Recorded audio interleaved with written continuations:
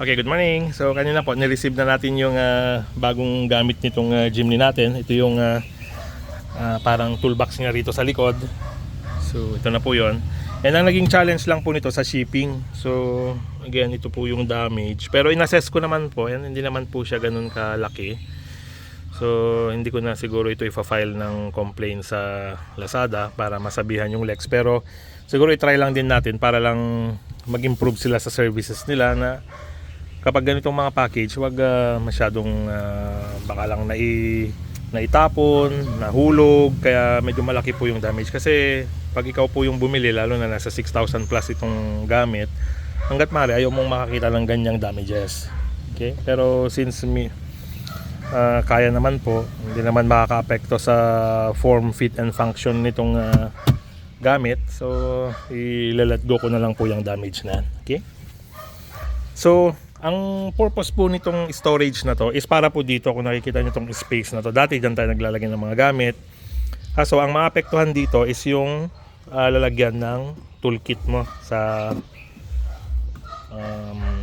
ating pagtanggal tie wrench.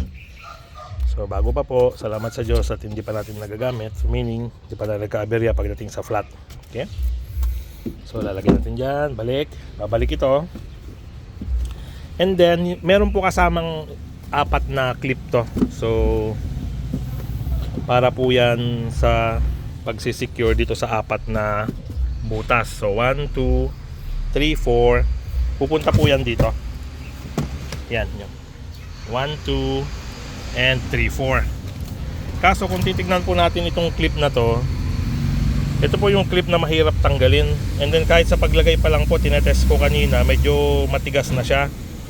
So ang challenge niyan, kung 4 na yan, and then kailangan mong tanggalin itong storage dahil sa kailangan mong i-access yung tie wrench mo and jack, pahihirapan ka pong tatanggalin ito kasi makapit po ito once na nailagay na. So ang plano ko po, hindi na ilalagay yan, lalagyan na lang natin siguro ng protective double-sided tape or yung single-sided tape dito na may foam. Parang ito po, makikita ko siya rito sa cover, dito sa may kahoy. Yan, parang ganyan po. Yan. So padded na lang ang gagawin natin para hindi po magkaroon ng plastic to plastic contact itong pinaka liner na to dito sa plastic dito. Okay, so ang pagkabit po niyan, babalik tayo. Napaka-easy po ng installation niya, parang nirun ko na kanina. So once na ipinatong, yun na po yun, that's it. Ayan. Okay, yun na po. Okay, so kahit hindi po natin ilagay itong 4 na clip, hindi naman po siya masyadong magalaw. Yan. Then lalo na po pag nilagyan na natin ng yung tape na mag-hold sa kanya, so at least mas makapit na siya. O siguro pwede nating lagyan siguro ng velcro na lang. At least yung velcro po mas madaling matanggal kapag kailangang iangat ito. Okay, so ang paglalagay po nito is dapat ito naka-overlap dito. Kasi pag inopen natin itong gaganon lang po siya. Yan. Yan, gaganon. Yan. Yan po ang idea. Okay? Napakaganda po ng quality para sa price niya na 6,403 kasama na po ang shipping. Medyo matagal lang po yung waiting time kasi manggagaling siya ng China. And then ang ating seller is si Taobao Collection. So ilalagay ko po yung link sa description para po sa mga gustong mag-consider nito. And then kung titignan nyo po, napakalinis ng tignan ng ating rear. So ito po yan. Yan na po natin ilalagay yung mga gamit. So ano po ba yung mga gamit na nilalagay ko dyan? Okay, pakita ko po sa inyo. Kunin ko lang po sandali. Okay, so nailagay na po natin. Ito po. So nandyan po yung ating kumpay kung tawagin. Yan po yung pinangkukan natin sa mga sakati natin para sa alaga. And then ito po yung ating mga gulok, pang tabas ng mga branches pag pupunta tayo sa farm. And then yung 10mm natin, 10mm ba ito? 12? 14mm. Okay.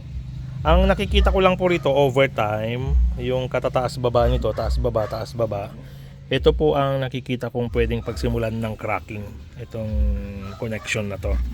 Pero Kung dumating man po yung panahon na yon, siguro hindi na matagal-tagal na rin. And then ang nakikita ko namang remedyo dyan kung sakali is lalagyan lang po natin yan ng bisagra solution, kasi maganda naman po yung kakapitan niya dito. Bisagra, bisagra, bisagra, bisagra. So 3 bisagra po yan, then okay na po siya ulit. Okay, so para sa akin po, final na verdict is sulit na po siya sa 6,000 pesos. Medyo may kamahalan pag titignan nyo sa simula, pero yung ibibigay po nitong linis at saka yung safety ng mga gamit, dati nagkalat sila, ngayon nandyan na lang po sila. So at least centralize sila sa isang lugar, mas madaling hanapin, kasi dati po yung mga maliliit na items na yan, pumupunta po yan sa ilalim ng upuan. So hahanapin pa. At least ngayon naka-contain na po sila. Pag isasara natin, yan po. So fit na fit. Okay, so thank you po sa seller Taobao. And ito nung mga gamit naman po na ito, though medyo mahal, hindi naman po tayo laging bumibili nito. So kumbaga, itong dinagdag natin na gamit na to, sasama na siya sa pagtanda ng ating sasakyan. Okay, so mataas siya sa unang pagbili, pero kung titignan nyo po yung linis niya ngayon kumpara dati, napakalaking napakalaking bagay sa itsura niya ngayon, sa functionality niya, laking bagay. So mas madali na pong maglagay ng mga gamit ngayon dyan, mas madaling maghanap. And then ang isang gagawin na lang po siguro natin dito para mas maprotektahan pa natin, lagyan lang siguro natin ng protection sa ilalim saka sa sides, kasi madali pong magasgas tong plastic na to, lalo na yung mga metals ang nilalagay natin. So kapag pumunta tayo sa farm, aalog-alog tayo doon, so magsasayaw po yung mga gamit na yan. At least para hindi nila nagagasgas, lalagyan ng protective tape. Titingin po ako kung anong magandang protective tape na ilagay dyan para lang hindi madaling masira. Okay, yan po ang ating update sa ating JB74 upgrade, sa ating additional storage box. So tingnan ko po dito sa box kung ano ang tawag sa kanya. Jimny tailgate storage box. So ang term sa kanya is tailgate storage box, rear toolbox. Okay, ito po ulit yung final nya. Ito po medyo aalalayan lang kasi hindi siya nagkukusang umaakyat kapag itinatayo ito. Medyo meron po kasi nilagay silang makapit dito na item yan po para hindi magsayaw. Kaya kapag itinataas po ito, lumalaban po ito. Pero pag tinaas na lang po natin itong rear passenger seat, itataas na lang din po ito. May spring po ito sa loob. Spring. So pag binaba po ito, kusang bumabalik sana. Pero yun po, dahan-dahan siyang bumabalik. True spring loaded. Spring loaded close po siya. Okay? So pag nakababa po, flat pa rin siya. Okay, so baba na rin natin tong isa. And normally po pag binababa, tinatanggal po itong headrest para mas flat.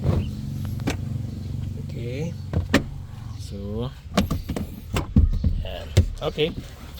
So flat na flat pa rin po yung likod natin. Okay. Salamat po.